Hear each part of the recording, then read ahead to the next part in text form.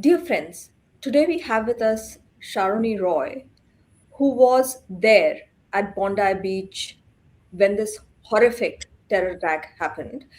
So let's speak with her. Sharoni, thank you so much for joining us today. Thank you so much. Thank you, Pallavi, for having me. Yeah. And thank you so much for sharing your feelings and what happened. But give us an overview of what exactly happened there, where you were, and how things unfolded. Yeah, so I literally had no plans of going to Bondi, but you Mhm. know how destiny works, and how we land up in spots like these. So I was actually supposed to go for the movie Dhurandhar, but somehow I thought that 7 p.m. show, it's a long movie, let's cancel, and we'll go some other time. And we said, I wanted to eat the ricotta hotcakes, and Bondi is one of my favorite places. Almost every weekend I would be there, especially in summer. So landed in Bills Bondi, and so happened that the reservation was for like 7 p.m. around that time, and but I reached early, so around 6:30, 6:40 or something like that, and then my mother called. I was thinking that there's a bit of time, so maybe I'll take a walk on the beach. But my mom called me from India, so I just stopped there, right there, and I just sat around. The next to me there was a bench. I sat there and spoke to her. So that way, I think my mom's call stopped me from going to the beach exactly at that time.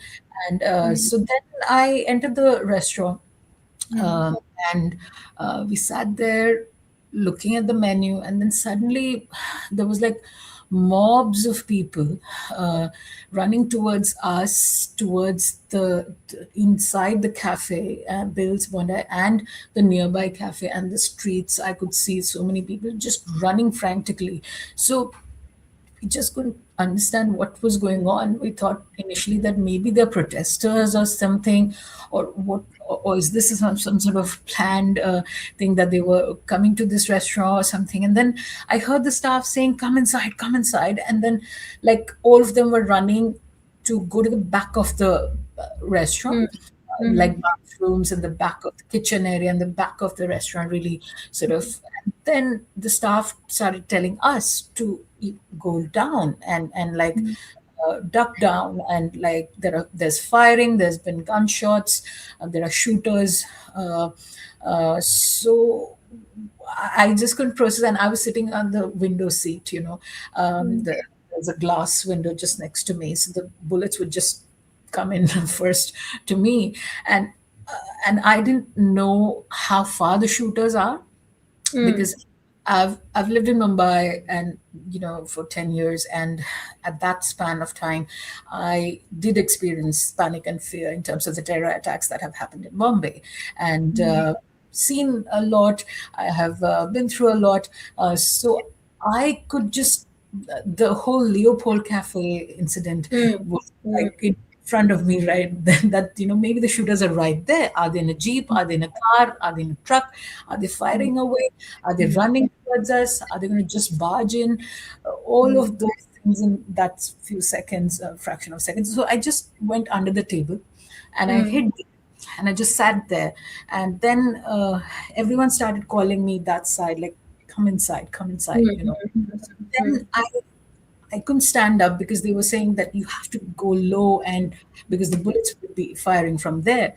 So we can't stand up, and we are none of us are, I mean, most of us are not military trained to kind of crawl down and run at the same time, or move to safety at the same time. So in that process, my sandals got stuck in the chairs around, I think, and I brutally kind of fell flat on the ground and hurt badly, injured my knees, and you can see this bruise here on my hand. It's still there, and my entire arms and every knees, legs, everything is swollen and bruised. And I wasn't able to get up.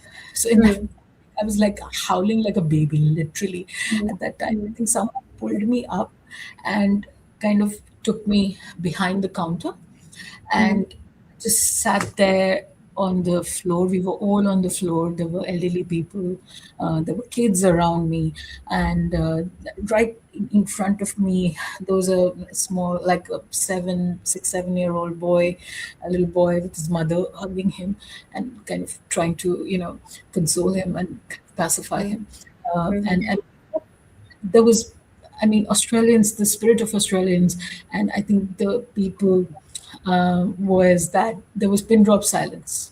You know, the panic, fear so much, but no one was saying a word to attract attention or anything.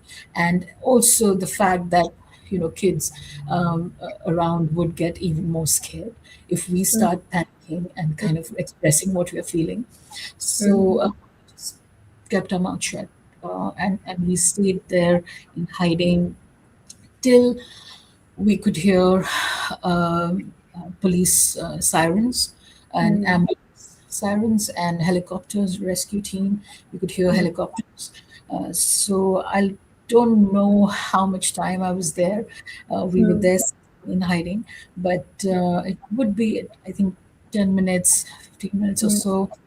And then once the ambulance and all of that helicopter started to whirl in, we kind of then, I think people started to either leave, or I sat there in Bills because I wasn't sure if I should now go out, uh, or stay here. Or how do I go home? Is there more going to happen? Are there more shooters coming in? What's really going on? But at that time, I think things were starting to come up in the news. We were getting some updates that there were two shooters. There were, all of those kind of news updates were coming in. The staff gave me ice packs, so I kind of sat there and applied ice on all the bruised areas. And I sat there. I was hungry. I ate a little, and yeah. Yeah, no, and you mentioned the attacks in Mumbai that happened in 2008, and and because in such situations one doesn't know, like unless the situation is resolved, one never knows if there are more shooters, if there could be more incidents. But as you said, the spirit of Australia was evident there. That people tried to maintain calm, and even in that situation, Yeah. everybody got together.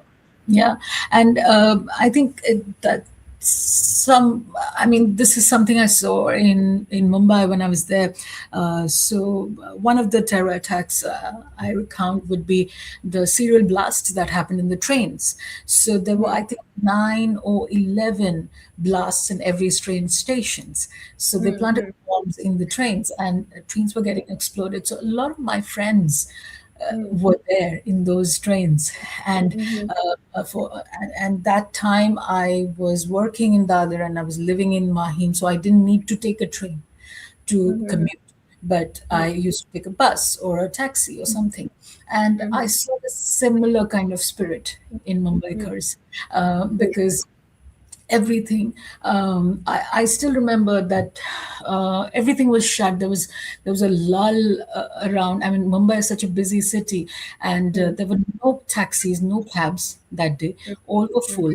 So I was waiting for like 30 minutes, 40 minutes to get back home. And then all the buses were so full and packed that there was no chance for me to even, stand on the Yeah. foot or the Yeah. door.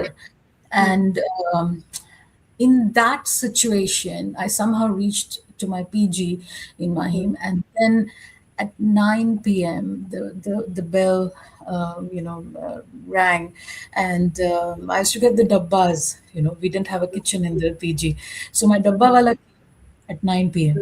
and he delivered that night, and he said that, and his homes, or the hutments, those smaller ones, they live very close to the station, so his Mm-hmm. home was actually had exploded and blasted, the Mm-hmm. dabba in Mm-hmm. Mahim station. So, but he still came to deliver the dabba that Mm-hmm. night. And he said to me, and I had tears in my eyes looking at Mm-hmm. him. I asked him, "Aap log kaise? How are you? How's your family? How's your home?" He said, "Our home is gone." And So I said, "Why did you come? mm, Today you should have come, mm, taken mhm, that risk." And he said, "Aap kya khate? What would you eat?" mm, You know, mm, mm, that's the spirit of Mumbaikars, and I saw that same kind of spirit in Australians and in mm, Bondi siders and the people around.